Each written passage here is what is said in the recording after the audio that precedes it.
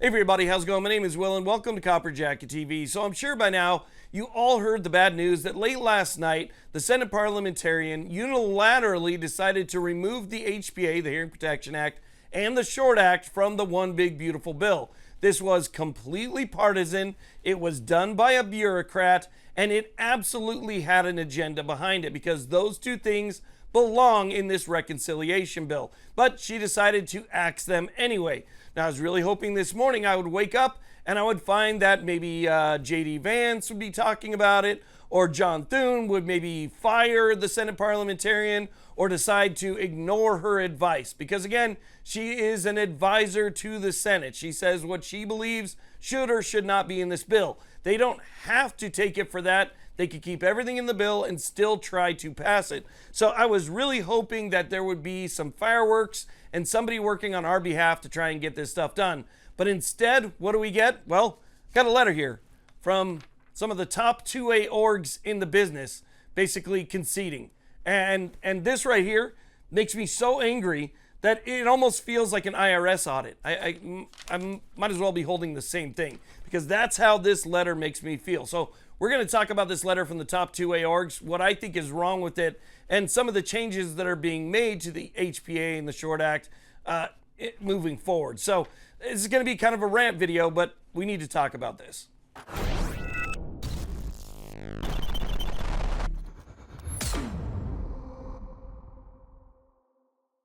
Okay, so let's go ahead and talk about what's going on here. So I was really hoping by this time in the day, at least at the time I'm making this video, that I would have seen something from Senate Majority Leader John Thune saying that he was going to fire the Senate Parliamentarian because the One Big Beautiful Bill has been absolutely sabotaged in the Senate. Everything that the Democrats didn't want to be in there is what the Senate Parliamentarian went after. This included, right? And so I was hoping to see something from the Senate Majority Leader John Thune about how he was going to fire her. Maybe he was going to work with J.D. Vance in order to break a filibuster or whatever it was. I was going to see some good news that they were going to fight forward with everything that we have been asking for. Because you guys, myself included, we have all been calling, we've been writing letters, we've been sending emails for months now advocating through this. We've been advocating when it was going through the House, and we talked to the committees and we talked to the different members. And then when it went into the Senate, the different committees and the members, and we called constantly, nonstop, and we put a lot of our time and effort into making sure this got done. So obviously we didn't want to see that they were just going to roll over and take it. Well, unfortunately, what came about instead of seeing something like that from John Thune was, again, this joint letter from these 2A orgs. And let me tell you, I am a huge fan of a vast majority of these organizations. And I'm really surprised to see some of their names on there. Because to me, what this letter says is we're willing to roll over and compromise on this. And this should be a no compromise situation. We want the whole thing or nothing at all. So what they're trying to do now is they're trying to say, okay, if we can't get everything that we want, at least get rid of the $200 tax. That's it, the $200 tax. You know what that feels like to me? It feels like they're offering me a $200 coupon. Here's a $200. Sorry we couldn't get the bills passed. Sorry we couldn't get them removed from the NFA. But here is a $200 coupon for the next time you decide to go and register something for the government. You still have to do your fingerprints. You still have to do the background check. You still have to wait an exorbitant amount of time. And there's still going to be restrictions on your travel and everything else that's associated with it. But here's your $200 coupon. That's how it felt to me. And then again, these organizations came out with this letter. So let's just read the letter. Okay, so here's the letter right here. You can see the orgs in the image. It says the American Suppressor Association, Gun Owners of America, Firearms Policy Coalition, Second Amendment Foundation, National Rifle Association, National Association of Sporting Goods Wholesalers, and Fair Trade Group strongly disagree with the weaponized procedural maneuvering used by the unelected parliamentarian to block the removal of suppressors and short-barreled firearms from the NFA tax scheme in the One Big Beautiful Bill. Unless the Senate chooses to overrule her egregious decision or the majority leader removes the existing parliamentarian, which is well within their rights, immediate action must be taken to ensure law-abiding Americans are able to exercise their Second Amendment rights without the draconian NFA tax.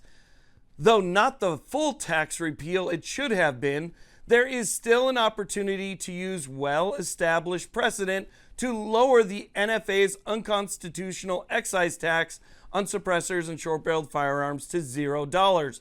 Our organizations stand united on behalf of millions of law-abiding gun owners in calling on Congress to immediately make this revision.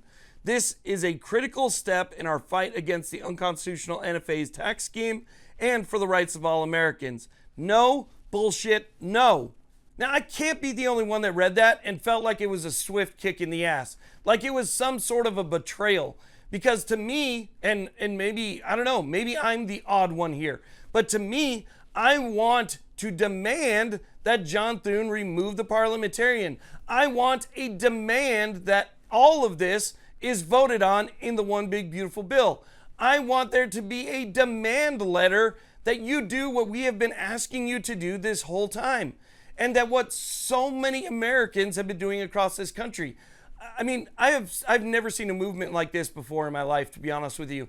Do you know how many Californians, people who this wouldn't affect directly right now, were making phone calls on basically the rest of the country's behalf? Yeah, it might benefit them in the future because maybe they can file some new lawsuits, but it wouldn't benefit them directly. And they were still on the phone calling their legislators. That's how big this movement really was. We had everybody who believed in the Constitution standing up for this. People were making videos. People were writing on Twitter. People were sharing posts all over the place trying to make sure that this got done. We got the job done through the House. It goes over to the Senate. It looks like the Senate, is going to pass it, but we let one unelected bureaucrat decide no.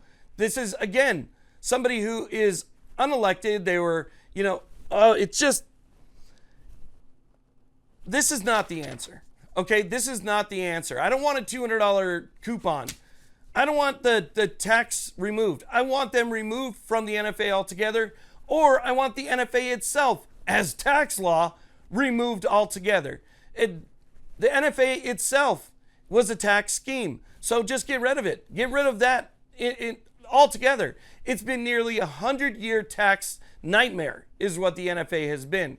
And so we should just get rid of that. But in the meantime, the two bills that are put forward here, which are clearly Byrd compliant, should be in there. Not this, well, we can get rid of the money that they charge you, but we're going to leave the registry and all of the other onerous regulations that come along with it. What this feels like to me is capitulation. What this feels like to me is compromise. I don't believe in compromise. Compromise is really what got us to this point to begin with. A lot of what the NRA did in the very beginning, a lot of the compromises that they had were compromises that got us into a lot of the positions that you're finding us in now. And so compromise is never the workaround for something like this.